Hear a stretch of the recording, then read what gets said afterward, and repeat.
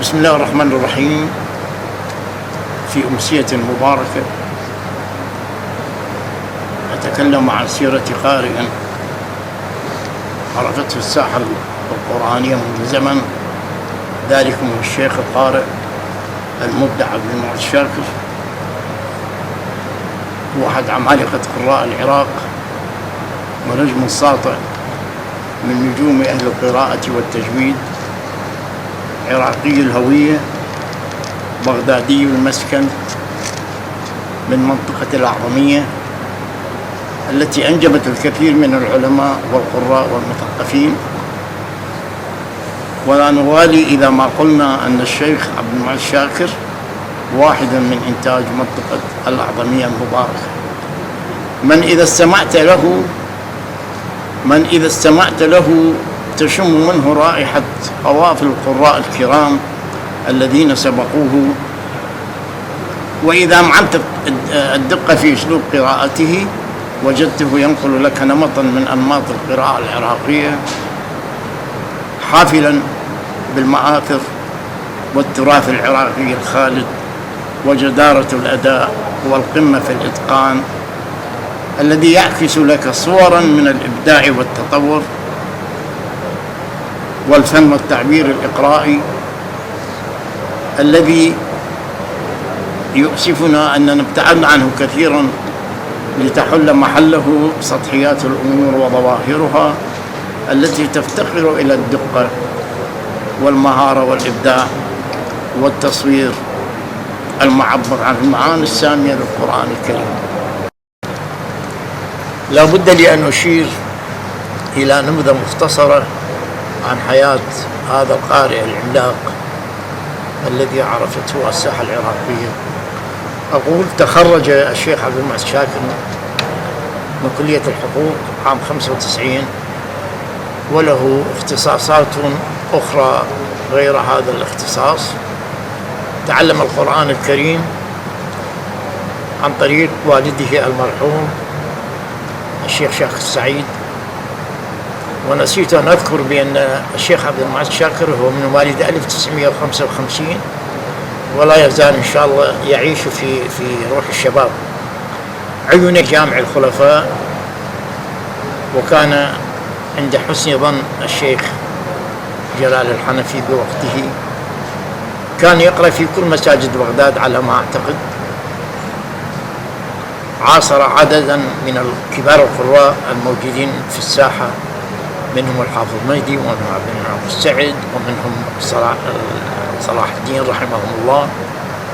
ثم عين إماما وخطيبا في جامع الخلفاء كما قلنا، نقل إلى جامع عابلة خاتون في الأعظمية إماما وخطيبا.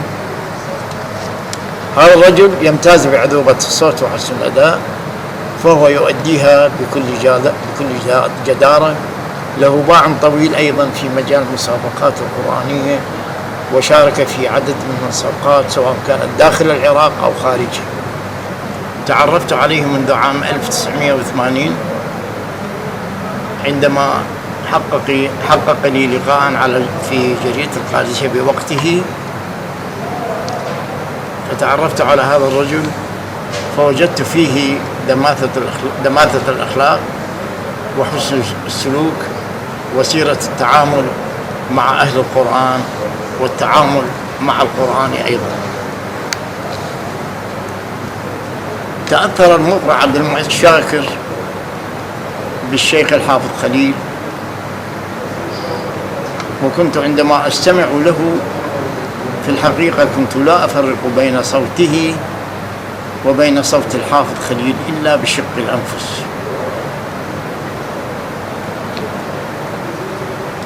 عرفت أيضا هذا الرجل من خلال المحافل القرآنية ومن خلال المسابقات القرآنية، فقد شارك في كثير من المسابقات،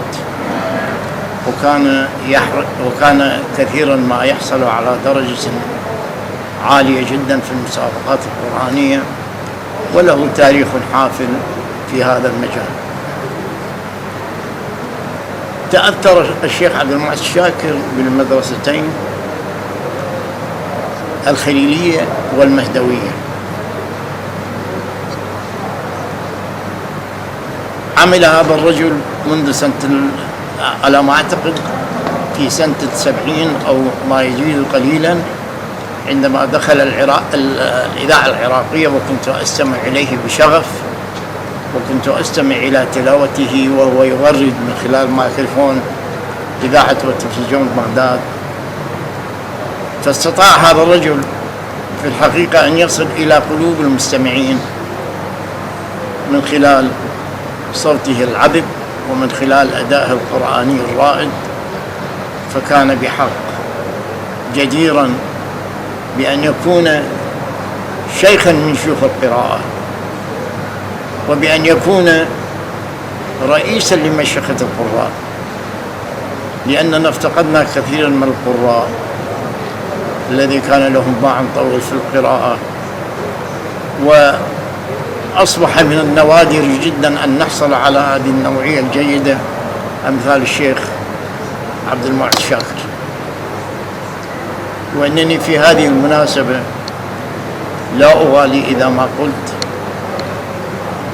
بأنني أستمع بدقة منذ أن تعرفت عليه من خلال إذاعة وتلفزيون بغداد، أستمع بدقة إلى تلاوته وكيف كان ينغم الآيات ويحاول أن يحافظ على الأداء دون النغم، وكان لا يتسابق في تحقيق النغم قبل الأداء، حيث كان يتحكم كثيرا في أن يكون الأداء فوق النغم.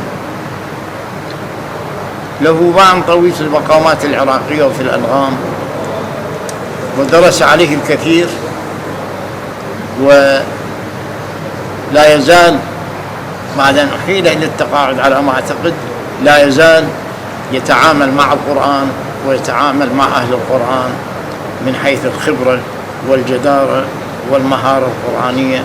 فكثير من القراء يحاولون أن يتصلوا به ويسألون عن كل صغيرة وكبيرة تتعلق بالأداء القرآني. حقق هذا الرجل أول لقاء معي في عام 1980 في جريدة القادسية على ما أعتقد، وكان لقاء شيقا بوقته. وفي الختام تحية حب وتقدير لفضيلة الشيخ القارئ عبد المعز شاكر، وأنني في هذه المناسبة أدعو الله تعالى أن يوفق شيخنا العزيز الشيخ عبد المعز شاكر بأن يواصل رسالته القرآنية. أدعو الله تعالى أن يطيل في عمره، وأن تكون رايته القرآنية مرفوعة دائما وأبدا، وأن يكون طلابه ينهجون نفس النهج الذي انتهجه الشيخ عبد المعز، لأن في ذلك خدمة لكتاب الله الكريم. أسأل الله تعالى أن يطيل في عمره وأن يجعله من أهل القرآن دائما وأبدا. الشيخ عبد اللطيف العبدلي، مستشار الرابطة العالمية الإسلامية للقراء والمجودين، والخبير في الوقف السني في مجال القراءات القرآنية، والمحكم الدولي أيضا في مسابقات القرآن.